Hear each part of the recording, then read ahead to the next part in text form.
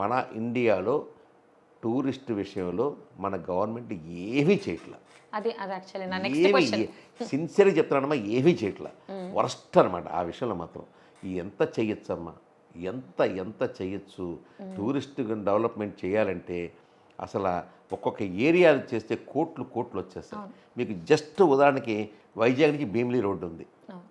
వైజాగ్ నుంచి భీమిలి రోడ్డు వెళ్తే సముద్రం ఒడ్డున ఆ రోడ్డు వెళ్తుంటుంది. అలాగ సముద్రం ఒక పక్కనేమో రోడ్డు, ఒక పక్కనేమో పాడైపోయిన ఇళ్ళు, లేకపోతేనేమో కొండల కొట్లు. ఆ ఏరియా అదే కనుక ఏ స్పెయిన్లోనో లేకపోతే ఏ ఫ్రాన్స్లోనో ఉంటే అక్కడ బ్రహ్మాండంగా రోసెస్ కడతారు, లేకపోతే హోటల్స్ కడతారు, రెస్టారెంట్ కడతారు. ఏది ఇక్కడ అదే ఏమీ లేదమ్మా. అది పోనీ గవర్నమెంట్ ప్రైవేట్కి ఇస్తుందంటే అది ఆడవదు ఇళ్ళు అనకూడదు. కానీ అరకువేలు ఉంది. అరకువేలు అద్భుతమైనటువంటి ఏరియా, ఆంధ్రప్రదేశ్కి ఒక రకంగా ఊటీ. కానీ అక్కడ కూడా ఎవరు పట్టించుకునేది లేదు. మొన్న వెళ్ళాను అరకువేలి, ఎప్పుడో 20 సంవత్సరాల క్రితం వెళ్ళిందో ఇప్పుడు అలాగే గడిచింది. అది సరైనటువంటి రెస్పాన్స్ లేదు, సరైనటువంటి హోటల్ లేదు, సరిగ్గా భోంచేద్దామంటే సరైన రెస్టారెంట్ లేదు అక్కడ. అది తప్పమ్మా. టూరిస్ట్ ఇండస్ట్రీలో అయితే ఎక్కువ ఉద్యోగాలు వస్తాయట, అయినా పట్టించుకోవట్లే గవర్నమెంట్.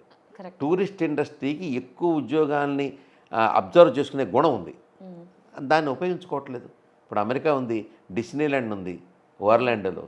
ఆ డిస్నీల్యాండ్ నేను ఇప్పటికి 3 సార్లు వెళ్ళాను. ఏంటంటే చిన్న పిల్లల్లా ఎంజాయ్ చేస్తాం అక్కడ. అలాంటి డిస్నీల్యాండ్ ఇండియాలో ఒకటి ఉందమ్మా పేరుకి. కాశ్మీర్ని మా మహానుభావుడు మోడీ గారి దయ వల్ల కాశ్మీర్లో 2 జెండాల సంస్కృతి తీసేసి ఓ జెండా తీశాడు.